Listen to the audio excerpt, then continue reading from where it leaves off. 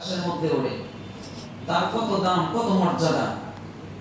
ওই বিমানের গেট পর্যন্ত যাওয়ার জন্য কত প্রসেসিং আমাদেরকে মেনটেন করতে হয়। এই বিমানের সাথে ছোট্ট একটা নাটও যদি লেগে থাকে, ওটাও বিমানের মতো মর্যাদাশীল হয়ে যায়।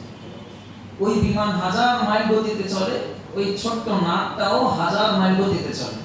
কেন? দামি জিনিসের সাথে লেগে গেছে, তো ছোট্ট একটা নাট, ছোট্ট একটা টিফিন বক্স, এটারও দাম বেড়ে গেছে। আমার আপনার এই ক্ষুদ্র সত্তাটার একই অবস্থা।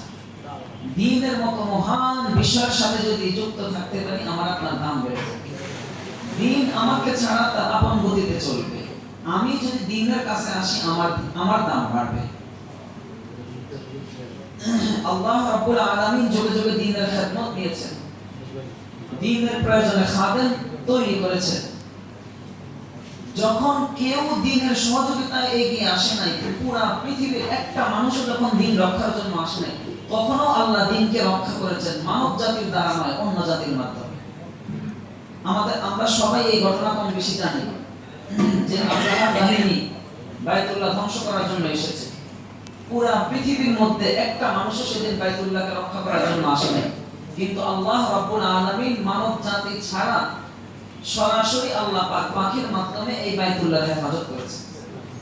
তো এখান থেকে, এই ঘটনা থেকে আমরা কি বুঝতে পারি?